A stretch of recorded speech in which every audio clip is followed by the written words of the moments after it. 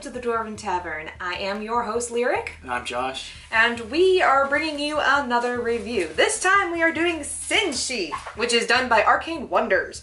This is a game of 2 to 4 players for ages 14 and up because there is a choking hazard.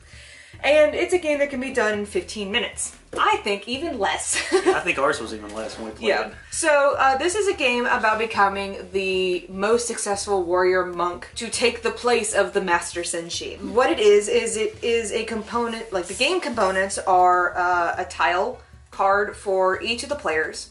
So we have 4 of these. And then we have a set number of 72 colored attribute tiles. Now, these individual tiles are strength, agility, wisdom, and honor. Yeah, the game is actually, it's very simple. Yeah. So there are 3 things that you can do with your turn. You can study, which is where you will take a stack and put it on one of your 3 tiles. There is train. Maybe you want to take the top piece and put it on yours, or you can even take one of the other players' piece and put it on yours. Yes. Or you can move yours between your different tiles. And then the third is test. Test is essentially you're playing your tile to add to your total score. So I would say I want to test for agility. I'm going to test strength. And strength, I'm sorry. And then add it to my strength pile. Now, whenever I test, if she has the same color on top, like this, then she also gets the point for that.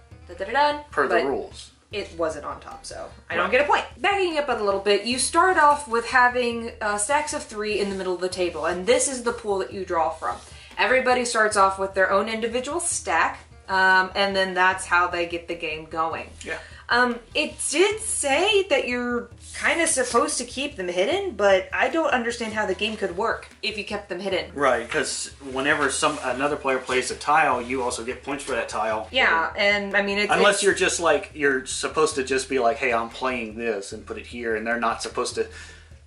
I think I get it, because they're not supposed to see what your tiles are made up of, but they see that you can take different tiles. Yeah. So that's what the train is for, so you can hide that I'm moving this one over here, and then I can reorganize my stack. I guess that adds a level of complexity to it, but I don't think it's needed. In all honesty, it works just fine with keeping it out in the open like so. So what happens is you do one of those 3 things on your turn. For example, I have 3 stacks of 2, so I can't study. So instead, I'm just going to take a wisdom and place it on top of my stack. And then eventually, all of those stacks will be gone, or all of the all the stacks have to be gone in order for the game to start ending. As soon as the last player takes the last stack, that marks the last turns of the game. As soon as there's nothing else in the center of the table, then each player gets one last turn, and then the game is over for scoring. Right. So when that happens, the ones on your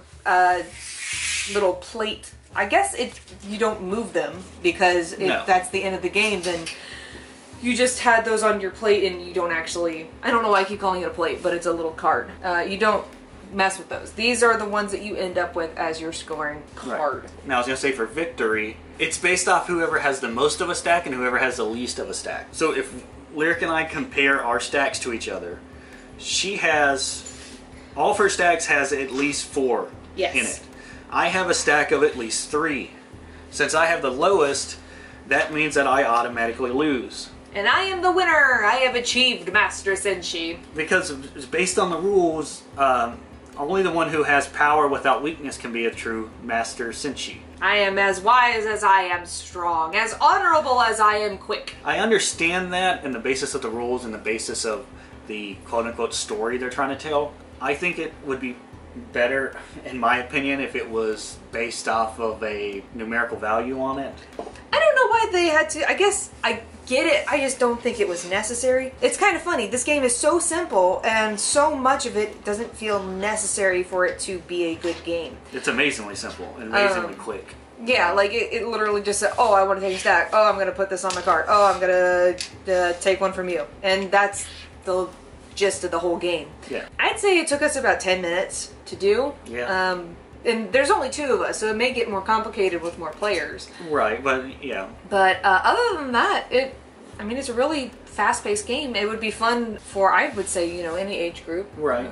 It's weird that it's 14 and up. I don't know who below 14 is eating and swallowing these, but my only gripe, and I don't know how to fix it, would be the scoring system. I mean, the easiest way to fix it is just, I mean, the lowest scoring pile not being able to win. It just seems like an unnecessary step. Yeah, when you get into 3 and 4 players, it kind of makes sense that you would want something to eliminate somebody else, but with all the rules in the book talk with anywhere between 3 to 4 players. It doesn't mention at all 2 players, so that's why we just kind of assumed that because I have the lowest score, lowest stack, per the rules, I automatically lose. The rules are written very well. They give examples in there of different things that happen in different rounds. Yeah. Honestly, I don't know what else more there is to say. It's like we said, it's a very simple game. There's very few things that you can add to it. So with that said, what would you give Senshi? I think 4.5 axes. There's something about the scoring I don't like that. I don't like the fact that you can just instantly lose. Yeah.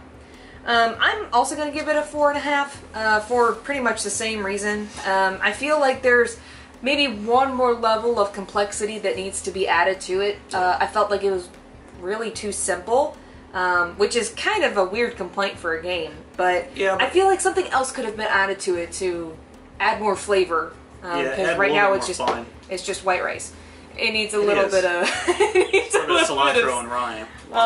Or teriyaki sauce or something. So that is Senshi. It was done by Dan Manfredini, Arcane Wonders. Yeah, produced by Arcane Wonders. Check them out at arcanewonders.com or Facebook and Twitter at Arcane Wonders. Yeah, we'll have all the links below for you to check them out for yourself.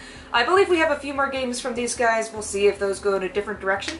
But as of now, that is Senshi, and we hope you check it out for yourself. So with that note, we are the Dwarven Tavern, and we wish for you to want for nothing but adventure.